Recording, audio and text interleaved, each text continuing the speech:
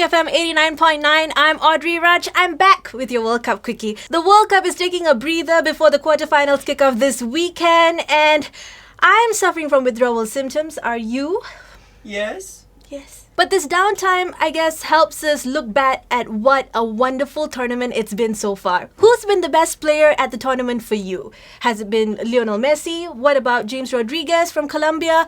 Or even Neymar? But you know what? According to FIFA's Castrol Index that ranks the top players in the tournament, it's David Luiz and his afro in top place with a ranking of 9.79, whatever that means. Maybe that's how many minutes he spends doing his afro. James Rodriguez is in second place, followed by Karim Benzema. Where is Lionel Messi? He's not even in the top 10. How did this happen? Johan Joru is in the top 10. Jan Vertonghen is there as well, but Lionel Messi is not. This is the same Lionel Messi that has been man of the match in all 4 matches that he's played so far at the World Cup. But who's been your player of the tournament so far? Give us your pick in the comments down below, and we'll be sure to make a special mention of you when the official results are out next week. And now for our magic trick again, here's Sharaad Kuttan. Wait, what am I doing here?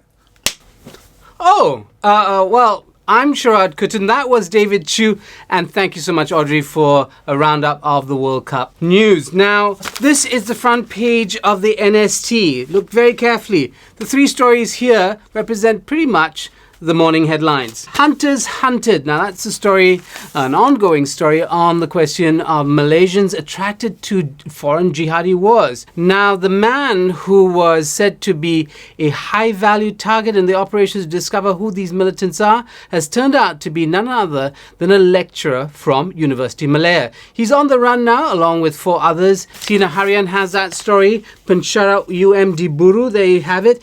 That's the Penjara. They've been very good about getting all the other photographs. I guess this must have come from police sources. Also, you have it in the Malay Mail. There you have lecturer is main ISIL recruiter. ISIL, of course, is the Islamic State of Syria and the Levant, or Lebanon, and that whole kind of area around the Middle East. You also have Harian Metro's own take on it. They go to the mothers of 2 of the men on the run.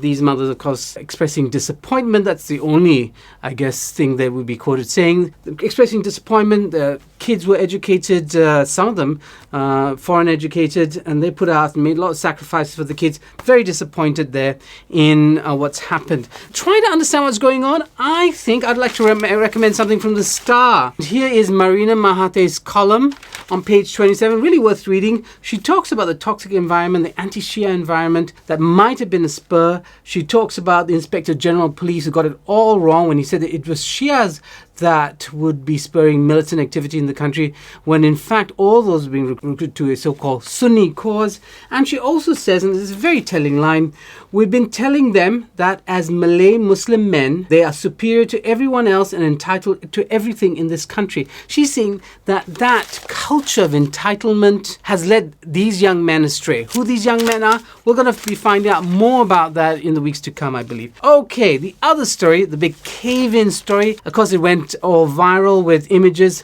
Malaysia's, of course, always trying to turn things on its head, have a little fun at everybody's, at nobody's expense, really, just fun. You've seen the head of Suarez taking a bite out of this chunk of tarmac. Also, you've seen Godzilla emerging from the hole. Whatever it is, the question is, what caused this? And that's something that the Malay Mail asked. She says, was it a burst pipe or was it tunneling work? Interestingly enough, the Harian Metro has its own take on it. I love this word because it says terowong, which of course is the tunnel, telan Jalan Imbi. So it's like as if there was this monster terowong that went around and it swallowed Jalan Imbi whole. It didn't, of course.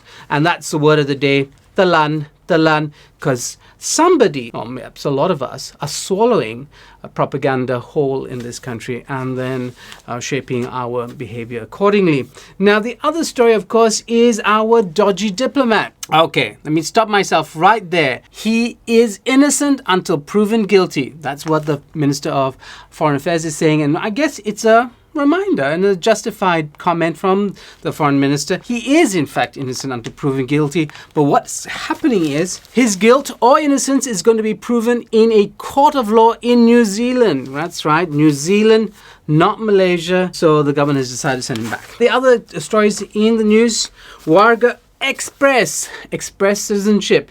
This is in fact the cost of illegal documentation. This is being done apparently by an international syndicate in collusion with people here, obviously in the system, who will be able to put those details in. 150,000 for a passport, my card and birth certificate drops drastically to 15,000 just for a my card and 5,000 for a birth certificate. So clearly the passport is the prize, the big prize in that package. Also, and lastly, Utusan Malaysia, they continue with their story about illegal gambling dens and ask, that's a question we all ask, where are the enforcement officers? How come, and this includes the police, how come nothing is being done about this situation?